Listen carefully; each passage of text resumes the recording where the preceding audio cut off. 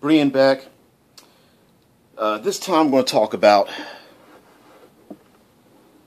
shut up and play. You know, there's a lot of times where, as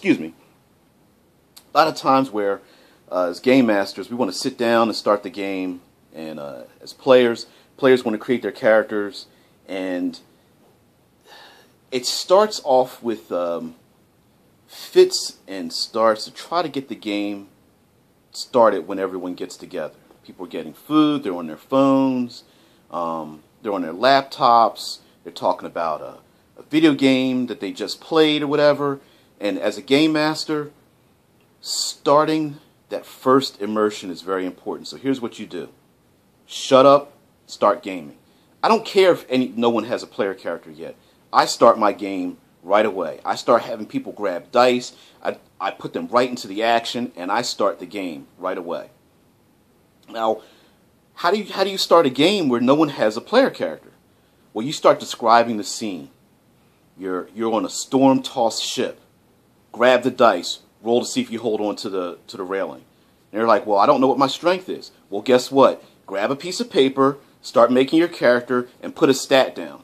When that stat gets put down, hey, don't change it. We're going to keep on going. Later on, we got time to change things. Don't be so stubborn about things. When people make their characters that first or second game, you can wipe the slate clean. Hey, I started out as an elf, but really I don't want to play an elf anymore. I want to play a human. You relax. Let them change it. If they just want to change the race or something, that's fine. They want to change some skills, that's fine. Start your game off and get them rolling some dice. Put them in the middle of the action. Put them on a storm-tossed sea. Put them out in the desert where they have to make starvation rolls and see if they have enough rations. Put them in the middle of the wilderness where there's creatures around. Put them in a situation where they're in a burning building. There's a subway out of control. They're in a starship falling into a planet's atmosphere. Put them in a dangerous situation. Force them to have to respond to what you're saying and get everyone's attention. As people, if they aren't paying attention, you just turn to them and say, your character just got knocked out by getting hit in the head by some debris. They're like, what? I was just on the phone with my girlfriend or something. Hey, you should have been paying attention. Sit down. Hey, I don't even have a character. Here's some dice. Get a piece of paper. Start writing things down. And then, little by little, you start building a scene and create why. And you may not even know what the hell's going on. Just start it out. Get them to roll some dice. Have half-made characters. As your players start interacting with each other, they start establishing a personality. And then all this is meant to do is create an opening scene. All you're trying to do is get them to a remote island that was hidden in the mists by magic or something. The storm-tossed sea honestly doesn't matter. All you're trying to do is get them to wash up on shore and start this adventure. Go into a cave, kill some creatures, get some loot. But what you want to do is you want to create a sense of tension. You want to create where it opens up. And I use this policy a lot. Think of any 007 movie. They all have the exact same elements. Every single 007 movie.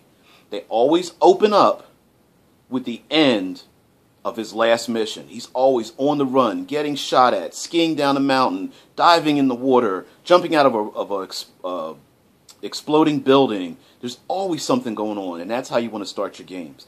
Not all the time, but if you do the typical, you're in a tavern, you are asking for your players to start derailing your game from the get-go. They all have their own little motivations. They haven't finished making their characters. They know that from the tavern, they have to leave on a 3-week trek to get to this